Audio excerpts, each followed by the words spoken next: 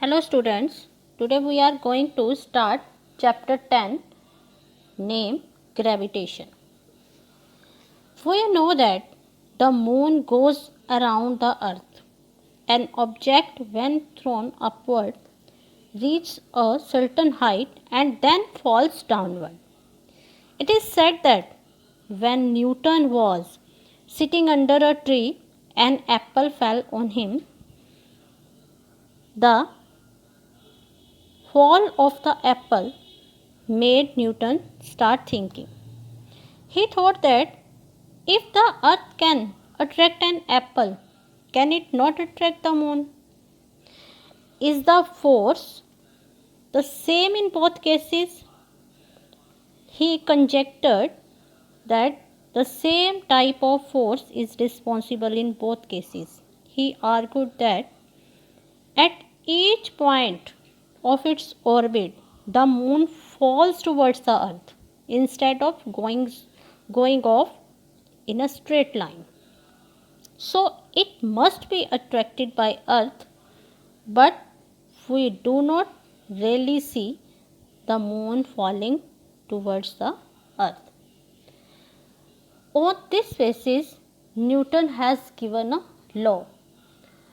That law is also known as universal law of gravitation. Why it is known as universal law of gravitation? Because he said in universe every object attract other object towards itself. So that is why it is also known as universal law of gravitation. According to universal law of gravitation, force between two bodies, suppose these are two bodies, object A and object B. Force between two bodies is directly proportional to the product of their masses. इनके मास के क्या है, directly proportional है. Second उसने क्या बताया, the force between two bodies is inversely proportional to the square of the distance between them.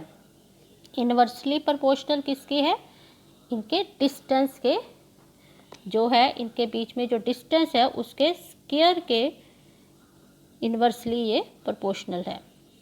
Means क्या है, जैसे सपोज अगर हम इसे मैग्नेट मान लें, इसे हम आयरन नेल मान लें, तो जैसे ही हम क्या है मैग्नेट और आयरन नेल को दूर लेके जाएंगे तो then it can not, iron nail can not attract towards the magnet. ठीक है, और magnet can not apply its force on the nail, अपना नेल पे क्या है अप्लाई फोर्स नहीं कर सकता. But when we will take them closer to each other, अगर जब हम उनको एक दूसरे के पास ले आएंगे तो क्या होगा, the nail will starting attracting towards magnet. और जब हम बिल्कुल ही पास ले आएंगे तो क्या होगा, नेल जो है पूरा अट्रैक्ट ही हो जाएगा, मैग्नेट से चिपक जाएगा. ठीक है, मीन्स क्या है, इसका मतलब जैसे क्या है उनके बीच में डिस्टेंस क्या कम हुआ, इट मीन्स उनके बीच में क्या है जो फोर्स थी वो क्या है इंक्रीज हुई. So it is inversely proportional to the square of the distance. So हम अब दोनों को क्या है कंबाइन करते हैं, इन दोनों इक्वेशन को. पहले उन्होंने क्या बोला कि फोर्स जो है मास पे डिपेंड करती है. इसमें हम एग्जांपल दे सकते हैं, जैसे जो अर्थ है, ठीक है, अर्थ हमारी बॉडी को अगर हम ऊपर को जंप करते हैं तो वो क्या है हम नीचे को आते हैं, तो एक्सेलरेट हम भी होते हैं. जो अर्थ है वो एक्सेलरेट नहीं होती. क्यों नहीं होती, क्योंकि क्या है कि एक्सेलरेट वो नहीं हो पा रही क्योंकि उसका मास बहुत ज़्यादा है हमारे से, और हमारा मास उसके बहुत ज़्यादा कम है. So that's why we can accelerate, हम एक्सेलरेट करते हैं, but earth can not accelerate itself.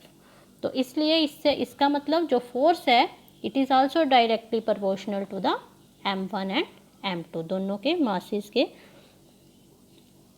Directly proportional है। उसके बाद इन दोनों के इक्वेशन को हमने कंबाइन किया और ये फॉर्मूला बन गया। Now we will remove proportional sign and we will write here capital G. It is known as universal gravitational constant because the force of gravitation exists everywhere in the universe. So students, that's it for now. We will discuss next topic in next video.